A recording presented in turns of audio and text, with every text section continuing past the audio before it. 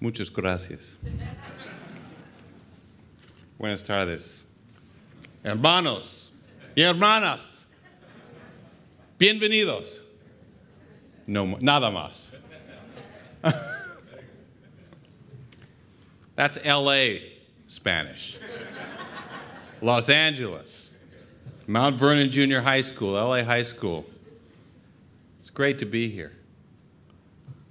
Thank you for joining us here in San Antonio this evening and for this third and final gathering of the Building Green Learning Institutes.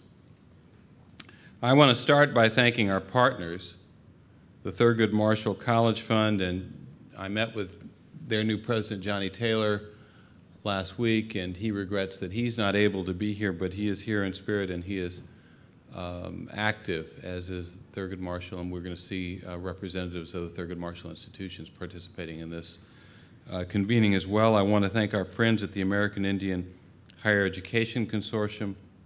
I want to thank Second Nature, our new partner, our thought partner, as Tony Pinkard noted, and our host here in San Antonio, the Hispanic Association of Colleges and Universities. It is no exaggeration that we couldn't have done it without all of you, and we want to thank you, Antonio, for your leadership in bringing us here and hosting us here. It's really exciting to be able to work across minority-serving institutions in this kind of a collaboration. You know, there are those who want to tell us that there's competition amongst the various racial and ethnic groups. I think we are partners. We're brothers and sisters. And that's demonstrated in the kind of work we're doing here. At UNCF, we've had the extraordinary honor of working with other organizations across these same groups. I was just in Seattle this morning and have been there for the last couple of days at the Bill and Melinda Gates Foundation convening on their post-secondary strategy. And of course, we've been partners with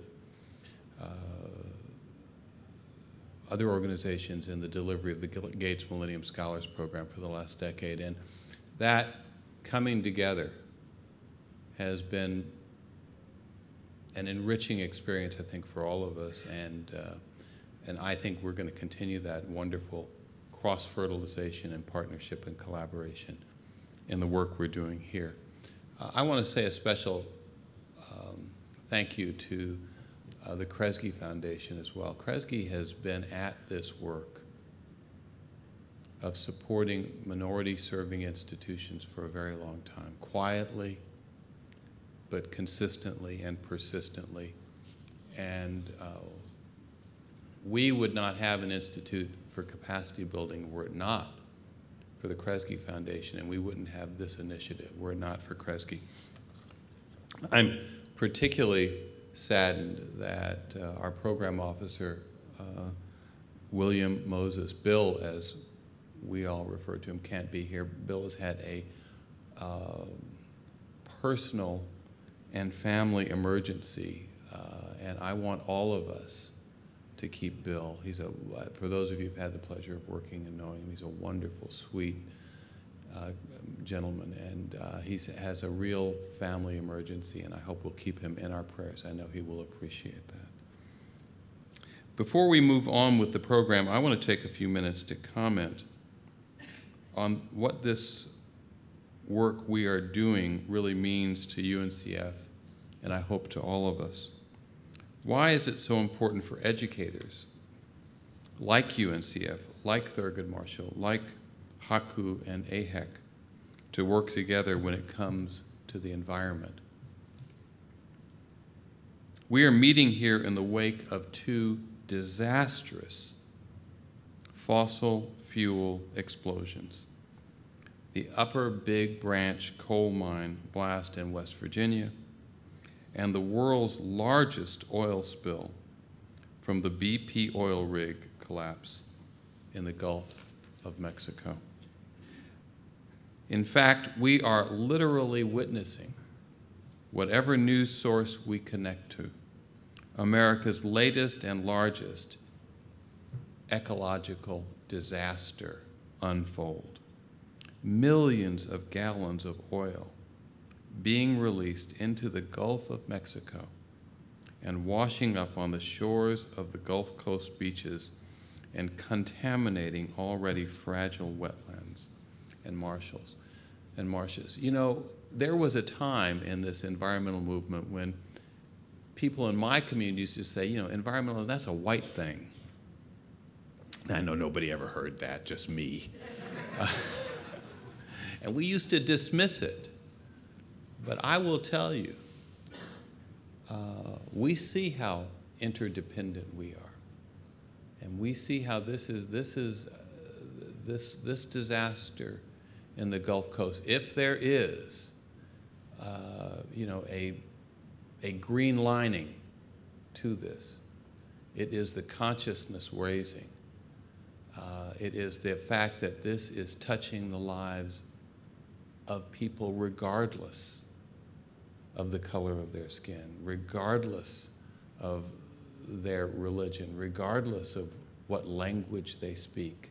It is going to be an equal opportunity disaster.